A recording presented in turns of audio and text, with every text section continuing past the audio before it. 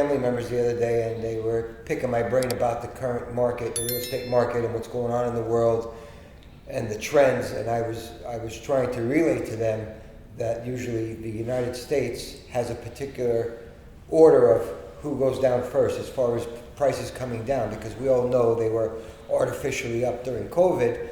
And I remember you talking about Florida, New York, and I forgot which one you said comes first, but usually it's which one?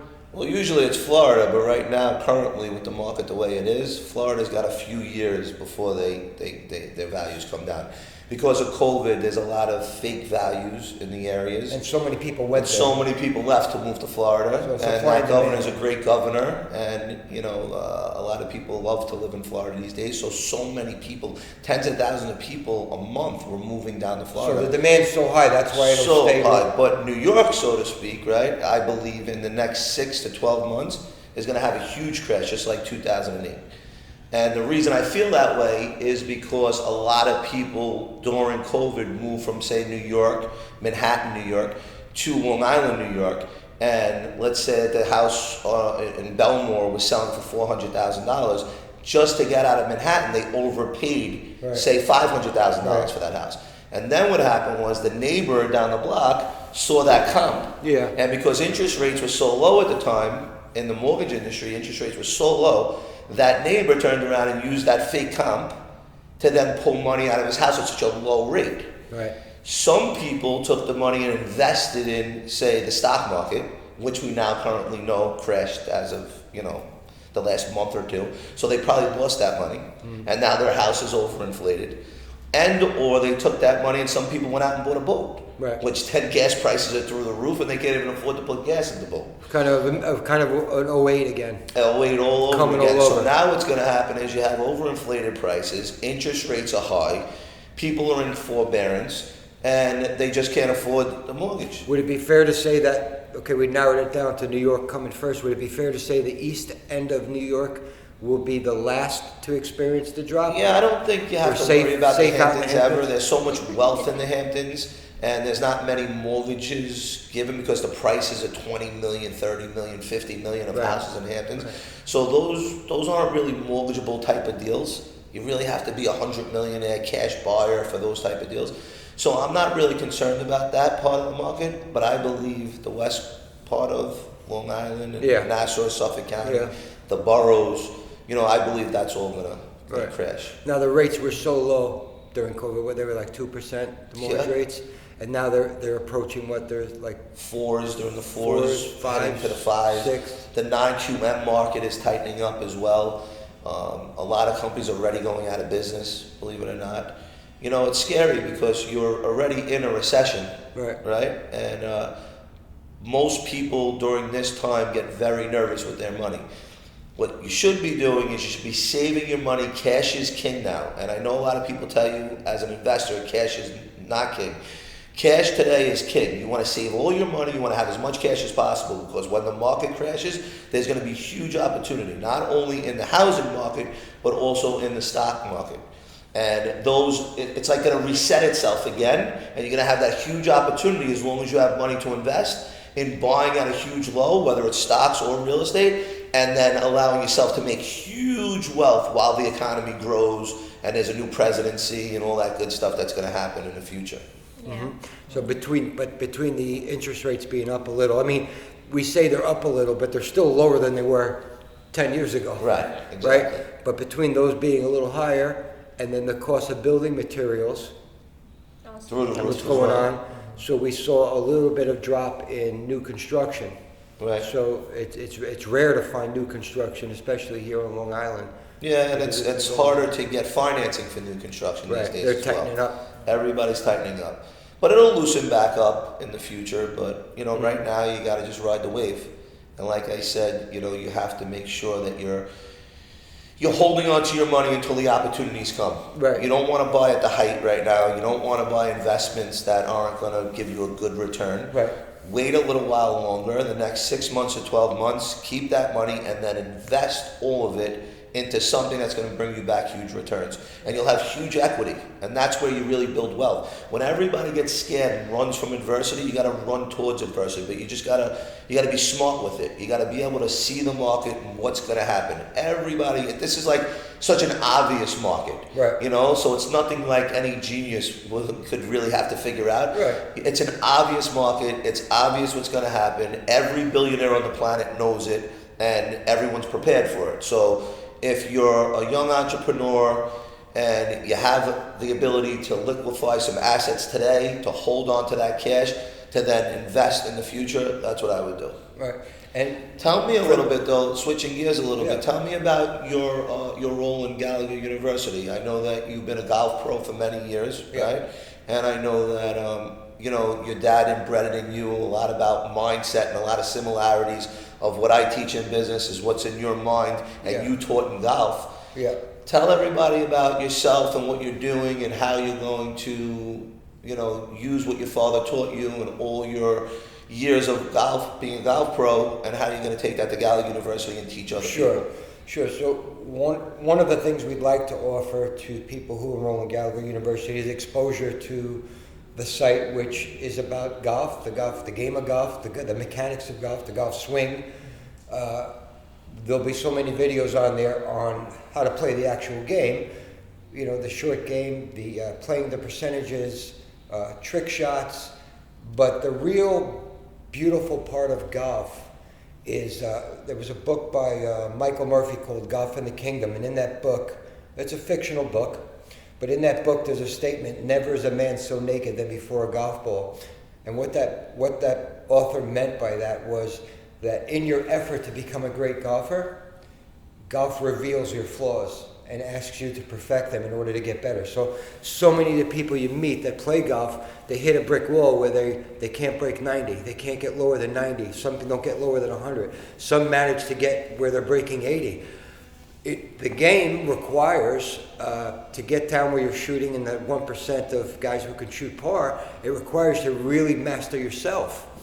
And like business, golf asks that of you. So if you don't, I was going to say, not to cut you off, but it's more than just a golf game, right? It's about looking at yourself. This is what it's all about. Yeah. Because in order to become the player you want to be, golf says to you, well, you're going to have to learn to deal with your temper.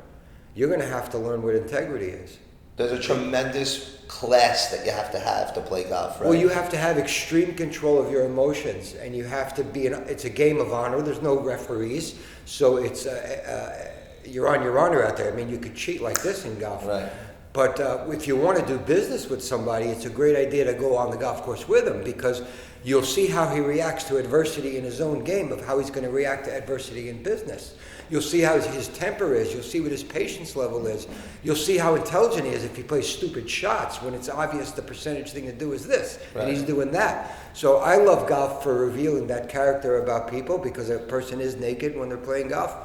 But my role in Gallagher University is to offer people to get into golf for the sake of business, but then once they're into the game, to teach them that what you need to be a better golfer is the same exact tools you need to be a better business person or at anything you do. And those are the mindset of a champion, and the discipline and the patience that's required, and sacrifice.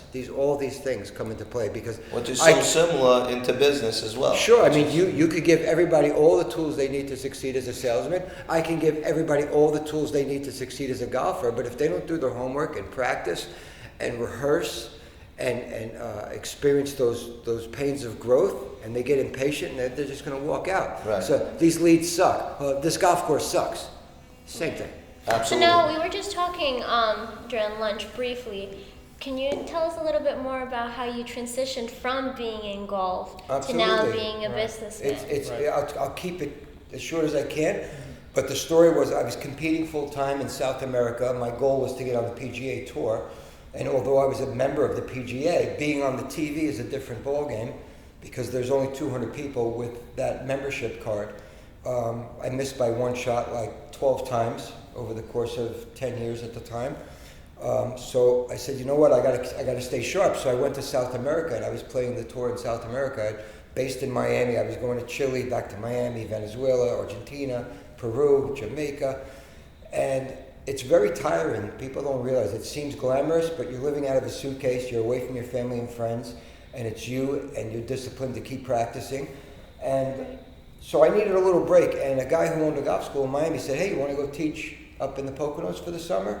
You could stay in my townhouse. I'll pay you." So I said, "Hey, it's a break. I'll make some money, and then I'll go back to competing full time." Well, fast forward, at the end of the summer session, I get a phone call from my mom, who says, "Don't come home tomorrow." I was about to leave to go back to Miami.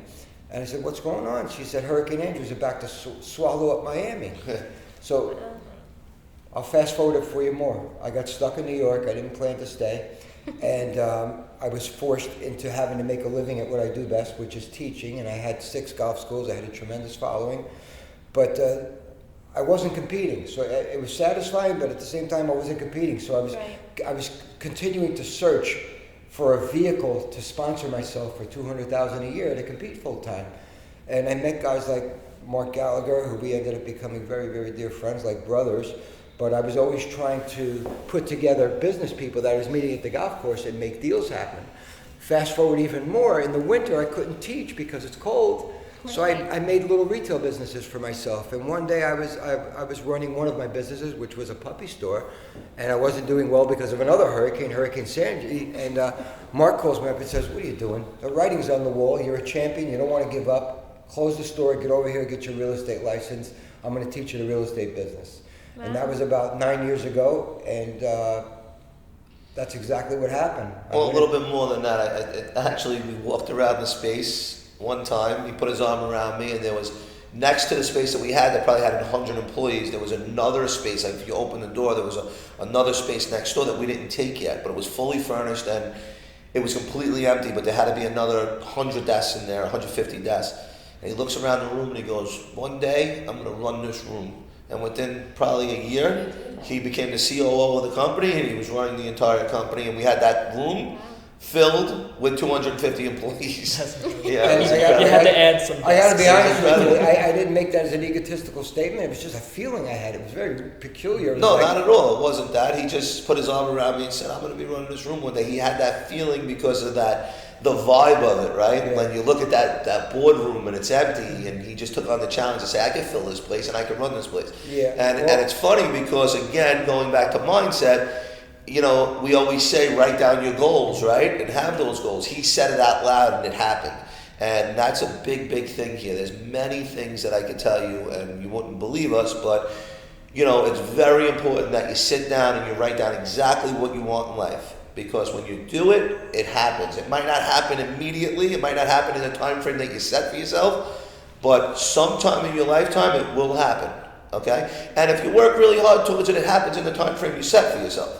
And that's the point of having a goal and then having a plan to hit the goal. But, you know, other times it doesn't happen in that instance, but it does happen down the road. So what's interesting is the mindset. It comes down to your belief system, and people talk about, you know, confidence. And I remember calling my father up and saying, "You ever hear this guy Jeff Lewis, Dad? You know, this guy from Rhode Island." He says, "Yeah, I know that kid." I said, "Have you seen his golf swing?" He said, "Yeah." I said, "I've never seen anything so absurd in my life. You're telling me this guy played a tour for 5 years and he just won last week? He shot 66? He said, "Mike, get this through your head. Hit all the balls you want, study mechanics all you want. Jeff Lewis wins because Jeff Lewis believes in Jeff Lewis, not because of his golf swing." Right. So a champion can aim 50 yards incorrectly over there. His grip can be cockeyed, his posture could be terrible, but in his mind, if he believes that ball's going where it's supposed to go, his body will do whatever it has to do to put it there. And it's the same in life. You don't have to have perfect mechanics or a master's degree. If you believe that you're going to be successful in what you choose to go after, you will find a way to make it happen. And well, how many times in any sport that you see there's teams that are down and out and you think it's over with right before halftime or whatever, and then they come back and they win the game. It's the belief it's system. Always it's the belief system. And the mindset. Yeah, of Mike, course. Did you always want to do golf, or was it when your dad did it and you? No, I have 2 siblings, and we all were exposed to golf, obviously, because Dad was a tour player, and then he became the director of golf at the Fountain Blue. But I always wanted to go to the golf course with my dad, and I always. No, but that is also another thing, you know, being a product of your environment, right? Looking up to the person you look up to the most in life. Exactly. You saw your dad as a Superman and you wanted to do exactly what he did in life, right? Exactly. And sometimes that's a good thing, right? And sometimes it's a bad thing as an entrepreneur. Right. In your case, it was a good thing. Yeah. And but for some entrepreneurial people, you know, you have that paradigm where, you know, you're taught a certain way and you're taught that this is what you should be, you know, and this is what you have to be. And I'm not saying it's wrong if your father's a police officer and your grandfather was a police officer that you shouldn't be a police officer. But you really have to think about what you want in life. And it's really about what you want to be. Yeah. It's not about what everybody inbred in you to be. And that's what usually happens. But the thing is that once you join Gallagher University, we're going to figure out what your real vision is and what you really want in life. And then once we figure that part out, we may have to rework your subconscious mind and break through that paradigm because, you know, it's not easy being an entrepreneur. You're going to go through failure after failure after failure. And if you don't fail, there's something wrong, you know? And if you fail, and don't learn from it, there's something wrong. Meaning you can't continue to have the same failure over and over again. You need to fail quickly, learn from it, and move on, and then change gears. So, you know, that's another thing about mindset, you know, your subconscious mind, what you were embedded in thinking that you should be in life, and then having that paradigm to be like, listen, my father or mother made, you know, $200,000 a year or $100,000 a year. That's what I should do because that's what I was taught to do. Meanwhile, you might say, I want so bad. I have that burning desire to make millions and millions of dollars. I just feel it inside me, and I know I could do it. I know I could do it, and that's awesome. But the thing is that we have to make sure that your inner self knows that you can do it, and by doing that, we have to break through that paradigm and show that you're worth it. And you have to feel it. Nobody else can feel it. You have to feel that you're worth it. And once you do, sky's the limit. You know, and the reason a lot of business people fall in love with the game of golf, Mark, is because what attracted me to golf, you had asked, is I played organized football. I played organized basketball through high school. But what I loved about golf, it was between me, God, and my equipment. It was all up to me and my discipline. And the same with an entrepreneur. An entrepreneur, you know, you could be part of a company and the company's not doing well and there's nothing you could do about it. But when you own the company and build the company, it's you, God, your work ethic, and everything, your life is put into it. It's all on the line, but it's all about what you put in, you know? Right. And each associate in our company, by the way, that we have, besides Gallagher University, are independent contractors that are their own company within our company. So we don't tell them what time to come or what time to leave, but the ones who succeed are the ones that get there early, the ones that rehearse at night, the ones that have the discipline to put partying aside, and they have a mission and a goal. And you can see as clear as day when you look around a room who has that discipline and who doesn't. We give them all the tools. Why are some doing better than others? It's because some have mastered and controlled their emotions, their mindset, and they're on a mission. Yeah. Others are wishing and hoping. It's a big difference. Right. A lot of people just fail once and then they're done. They give up. They give up. Like, that's just what it is. Like, and then they start something else and then they start something else. You know. Well, you've been around an entrepreneur. This is my beautiful wife, Nicole, for a very long time. You've been through all the ups and the downs. Yeah. Well, now you're going to be part of Gallagher University. You already own your own business. What's your company called? True Capital. True Capital. And what does True Capital do? Merchant cash advances, small businesses. How long have you owned that company? 6 years. And what did you do before that, though? You helped build a mortgage company, one of the largest mortgage companies. I was actually a processor. I started out as a processor. Back then, you didn't need like mortgage licensing or anything, and obviously we didn't have kids then, but it was fun. Yeah. I closed so many deals, everybody was making money. You know, it was fun. I learned business. Had 1,000 employees, 32 offices, right? Those are the good old days. Yeah, it was fun. And then now you have 2 children, right? How old are your children? 14 and 12. Right, boy and a girl. Yes. Yes? Yes. Well, a big thing, and I said yesterday in one of our interviews, is I told everybody that a big part of Gallagher University, and you know, a big testament to, like, say, like a Kris Jenner, right?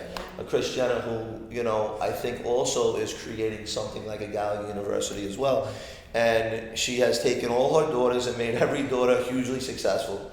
And being a mom and being a friend and being a wife and, you know, being an entrepreneur and being a manager and being able to do all that, you know, you have school, you have their sports, you have to make dinner, you have to wash the laundry, you have, you know, take out the garbage, clean the house. I mean, there's. Well, I take out the garbage. Come on. There's a million, but there's a million things to do, and then you work. So it's like, you know, where do you find the time to do all these things, or give your children your time, or, you know, make time for dinner, or, you know. Well, I said, you know, a big thing and a big testament to you is you had to be very resourceful, right? So, like, a lot of your time used to be going food shopping or to the dry cleaner and everything else. My household now currently is set up like a business. So she's got every app and she's got everything on lockdown. So there's never ever any time where there's no food in the refrigerator, that your dry cleaner's not there, or your clothes aren't washed, or your. Well, that's my whole thing. You know, everything needs to come to the house. Yeah, she has everything coming to the house. Waste time and go to the store to buy this, to get this. Well, you don't have the time because you're running a business. What's that? And you don't have the time because you're running a business. Some women, and it's a full-time job in itself, running a household and raising children, but you're doing that and running a business. Those things aren't fun to do. Like, no one wants to go to the supermarket and walk around the supermarket for an hour. Right. Like, you know, I'd rather spend my hour with my kids, or, you know, watching a movie with my kids, or taking them to the park, or go, you know, doing something Where else. did you find the time to study and get your mortgage license? I mean, I went through that course too, and I've been through a lot of courses in my life. It was a very extremely tough exam. Well, there was like 6 of us at the office, and we all just, actually Mark suggested that we all get our mortgage license, and we said, you know what, like, let's do it. We could do this, and we knew it was a really hard test. And so there were 6 of us, and we sat in, you know, the conference room, and we studied every day together, every day. We all made time, you know, we stayed late till 11 o'clock at night, like, we just did it. We said, let's just get this over with. We did it, we studied. I mean, the first time I failed by 1 point. 1 point. Right. 1 point. Like, I was just like, you gotta be kidding me. And I had to play Mr. Mom throughout these hours. Yeah, he had to, you know, do the homework Cook with it, the kids. clean, I mean, laundry. I lived and breathed this. DoorDash, thank you so much. Yeah. We appreciate you. I was listening to YouTube in the shower. I wasn't listening to music on the way to work. I was listening to, you know, all the Rehearsals. Yes, every day, all day, and then. But you did it. And I did it. I passed, and I was happy. I'm actually happy because that was our first big business, so it was, you know, I was happy that I passed that. So, and now I'm excited to get involved in it again. And there's something else I talk about with successful people: the children that are reaping the rewards of being in a household that's enjoying success. It's a double-edged sword. Because, you know, a lot of the kids who grow up without, they automatically get built within them a burning desire to win and succeed and get out of that. And sometimes when you're the product of an environment that has, right, we can accidentally make them very soft. What are you doing to guard against the children that you're raising, Marco and Milan, Michael, my niece and nephew? What are you doing to guard against them not having your disciplines? So it's a very good point, because it's very, very difficult, right? Because you want to give your kids what you didn't have. You want to give them everything, and sometimes you do that and you spoil them. At the same time, we give them as much as we could give them, and we have spoiled them, but we also inbred in them the same mindset that we have, and as much as we can. And at a young age, it's hard because they really don't understand it. But it's funny because as the years go on, like, you know, I would say to my kids, you know, is $1,000 a lot of money? And they'd say, yeah, $1,000 is a lot of money. And I'd say, no, it's not. And then I'd say, is $100,000 a lot of money? And they'd say, yeah, it's a lot of money. I said, no, it's not. Is $1 million a lot of money? Yeah, Dad, $1 million, it's a lot of money. I said, no, it's not. Is $1 billion a lot of money? Yeah, all right, I'll give you $1 billion a lot of money. I give them, right? Right. So now I go to school, I get called by the teacher, and they said, what'd you do to these kids? I said, what are you talking about? Well, your son wanted to be a chiropractor. Now I told him that they make about $250,000 a year. He goes, I can't be a chiropractor anymore. It's not a lot of money. I'm working with my dad, he said. And your daughter had to answer a question on the board or something where the teacher wrote $1 million, and she's arguing with the teacher that's not a lot of money. But the funniest part of the whole story is that now the problem is my kids would come with these lavish gifts that they want. Like, Dad, I want a golf cart. And I said, a golf cart? It's $20,000. Are you crazy? It's not a lot of money. I said, oh, shit, you know? Backfired. Yeah, backfired. So I love that you're setting the expectation to expect success and to shoot high. But the disciplines, so I understand Marco's enrolled in martial arts. That's gonna provide a lot of discipline. The disciplines, the business sense is gonna be automatic. The expectations of success are gonna be automatic. But the discipline. Yeah, the discipline, Mike, and also the most important part, though, for us is not about the money. It's not about the success. It's really not even. It's about their mindset and being leaders in any aspect. That is the most important part.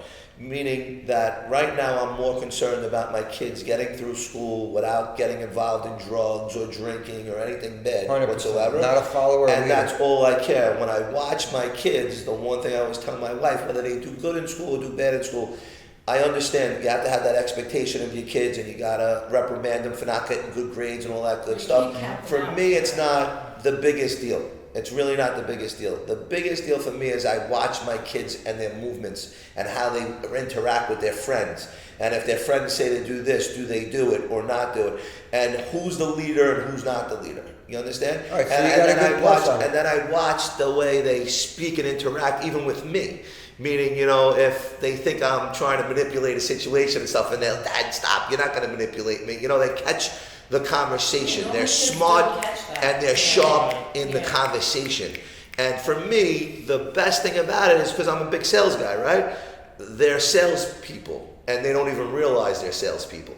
And I think we all have that in us, right? We all have that in us. And I always go back to, you know, we've been doing this for the longest time, where even when we were little kids and you wanted that, the goal was the bike, right? And then you had to figure out how to sell your parents into getting it for you. And they would say to you, no, you can't have it, or, you know, it's too expensive, whatever. And then you wind up somehow getting the bike, whether you had to take out the trash a million times, or a lemonade stand, which, by the way, I just saw a young entrepreneur down the block here, 2 young kids, they have a lemonade stand going. I was so proud of them. I stopped and got a couple of lemonade. But yeah, you have it in you to make, you know, maybe you take a magazine with the bike and you leave it on your dad's pillow or something, or your mom's pillow. You're doing things all the time. The whole point is, though, to have the goal first, and then the plan's automatic. It just starts, you start thinking about it. How can I get them to get me this bike? What can I do to get this bike? Can I be really good? Can I, you know, take out the garbage? Can I clean the house? What can I do? Can I wash my dad's car? Things that you would never do, normally you start to do. And then the plan matches the goal and you succeed. And that's really, that's life, man. And I don't think many people really look at life that simply to be successful, right? And I think that's a big part of it. Gallagher University is going to teach that, okay? Where how simple it is to make millions of dollars. Yeah. And I loved what we touched. It kind of goes hand in hand with what we were talking about earlier, where, you know, we were saying, hey, I need $10,000, $11,000 because I want this. I have the money for it, but it's going to strap me, and I don't know how I'm actually going to be able to maintain it going forward. But if you just step outside the comfort zone, take the risk, get it, and then you're almost forced to figure it out. You don't know how you're going to figure it out. Right. You put yourself in a tough situation, but your mind becomes innovative. It becomes creative because you have no other choice. This is what I want. This is my goal. And in order to get the goal and maintain the goal, this is what I have to do. Exactly what I was talking about when I was talking about discipline and desire. One of the benefits of doing well is you bring your children up in a comfortable environment and they have the things they need. But one of the faults of the success is they don't have that natural tendency to find a way because they have it. So the games that Mark plays and I play with our kids is we hear them say they want something, but we make them sell us why they should have it. But then we also make them creative on how would you earn that money to get that. Right. You have to really do that, or we can easily Create fail. that The whole better. purpose was to take Right. care of everybody, and we can hurt them by making it too soft for them. Right. And I think you hear like a Warren Buffett, I believe, isn't leaving any of his money to his kids, or Bill Gates, I think, did the same thing. Shaq. So I think Elon a Musk. lot of really hugely successful people realize that, Or hip to that. they're hip to They'd be that. doing them a disservice. Absolutely. Yeah. And I get what you're saying. When our kids come to us, hey, can I sleep over Uncle Mike's house? I'm like, give me 5 compelling reasons why you should. You know what I want to protect what I know. So I make That was only them 4, sell sorry. it, right? And for that reason, I'm out. I'll see you. Yeah. Now, kind of going off of that, though, how, as an entrepreneur, do you still make the time for your kids and for your family? How do you find that balance, and what would you recommend for young entrepreneurs that are starting a family at the same time as starting a business? Like, what is that balance, and how do you find So it? family always comes first. And I said this yesterday also on the podcast that we were on, that the only thing that, I think it was me, John DeCanio, Mike, I said the only thing that we do is we make sure that we're at every kid's event, no matter what happens. There's nothing to talk about. Doesn't matter how busy we are, doesn't matter if we're in a closing, doesn't matter what's going on, we don't miss our kids' events. That's it, period. There's nothing else to talk about. Every other thing that's going on in the world, a death, a wedding, a this, a that, we have to, improvise, and we'll miss those events, or we'll, try and get to those events as much as we can, but as little as we can, because we sacrifice to make sure that our businesses are okay. And, we live in the office. I mean, we're in the office 10, 12 hours a day. And to Mike's point before is a lot of young entrepreneurs don't want to put in the time. They just want it right away. Right. And unfortunately, that's not how it Yeah, the works. kids also understand, because you tell them, like, why you're at work so long, what's going Right. on, I'm doing this for you, Right, but as soon as I get home, what's the first thing? It doesn't matter how tired I am. It doesn't matter what time I get home. 9 o'clock at night, Can you play? I'm playing basketball in a suit in the backyard. It's just no matter what. Or I'm working out with my son, or my daughter wants to go to Walmart or something, or Target, or to the mall. I can be exhausted. It doesn't matter. Whatever they ask me, I do. Yesterday we had to go to Texas Roadhouse with her friends. We took all her friends there. So it's not easy. It's hard.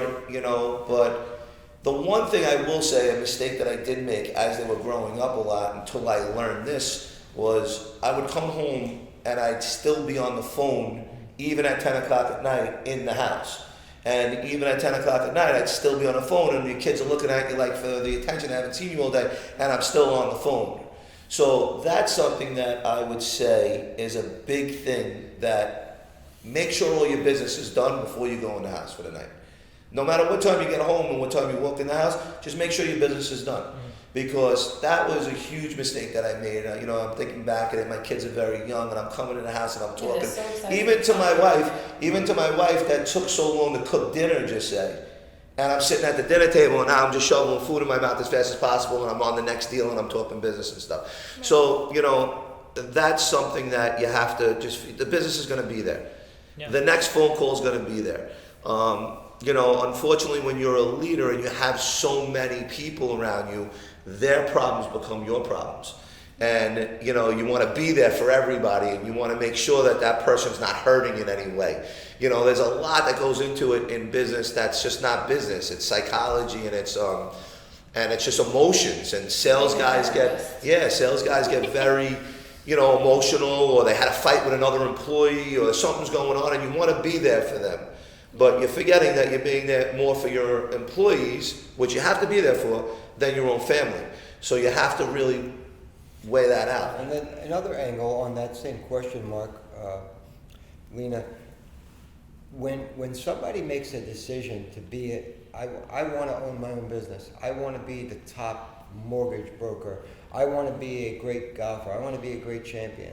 As a coach, and they're young, they don't have children yet, but they're dating somebody, I say to him, well, what type of individual are you partnered with? Does that person come from that same mindset? Because it's very easy to, have a relationship and fall in love with a girl who grew up watching her dad punch a clock, and that's good enough for her. And he has that security. He's got that 401k, and he's got retirement. Right. And she might be whispering in your ear, no, we need security.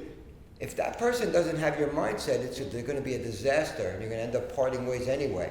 So you have to ask yourself a question. If I really want this, I have to find someone who I'm equally yoked with. Somebody that can really understand and appreciate. That's a great point. Yeah. What I'm saying, And because I've told guys, hey, Yeah. you're telling me you want to be a PGA Tour player, or you want a golf scholarship? The girls can wait. Reach your goal first. Right. There'll be 1,000 of them that want to hang out with you, but you're not going to have the time and the discipline to get to your goal if you don't have somebody you're equally yoked with. And That's a to great Mike's point just now, he also said that yesterday on the podcast where, there's a lot of people on TikTok and a lot of people on social media saying like you have to have a Bugatti or you have to have a certain sports car so you could get a certain type of lady, a certain type of woman, but you might not want who you get with the body. Right, because Right. because you know what I'm saying, like when you have nothing and someone comes into your life and it's real, and then you have everything and that person's in your life, and then you lose everything and that person's in your life, and then you make everything again because that person's still behind you. That's a real person, ride or die with you no matter what. When you meet someone and it's just because you're wealthy and they're not, and you bring them into your life, it's sort of not maybe who you want. I'm not saying all the time, but most of the time it's maybe not who you want. So you have to be very careful, especially the young kids out there that are getting taught these wrong lessons. You have to really be careful in what you're learning from these TikToks and everything else. Well, look, if you ask, from the golf experience, and I'm sure you've experienced it watching young guys that you were grooming in business, I've seen more talent go to waste, meaning it never became what it was fully capable of, the person, Right. because of their addiction to the picture they were painting about love. So there's this fairy tale that we have to do this, we have to have that, we have to. Listen, you either want to be the best at what you do or you don't. If you Right. do, that has to wait.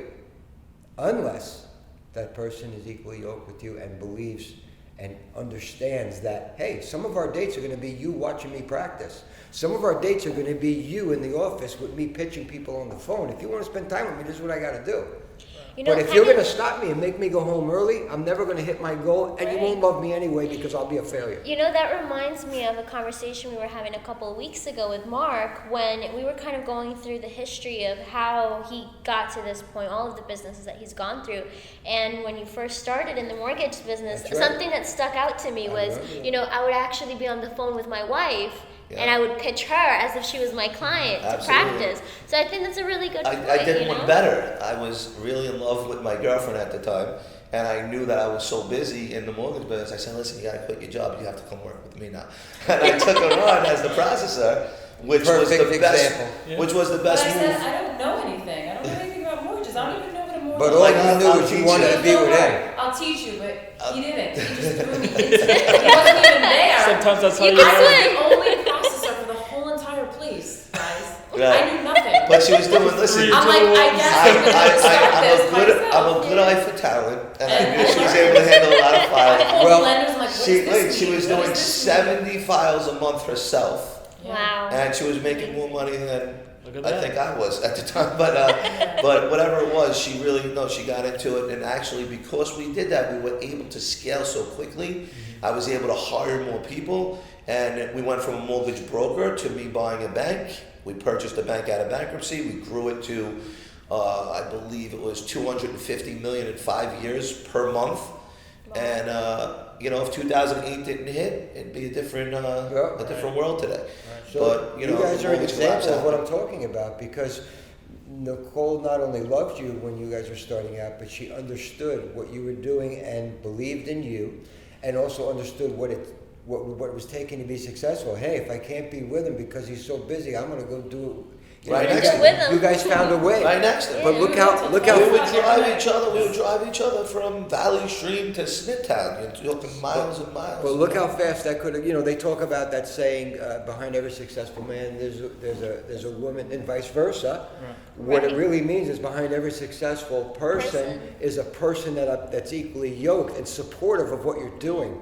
Yeah, look at who's that gentleman today? That huge success, Grant Cardone and his wife. You know, they're partners today, and they're business partners today, and they're doing huge things together. Yeah. So that's another dynamic couple that I've been doing. Yeah. Right, think about my father and mother, Mark.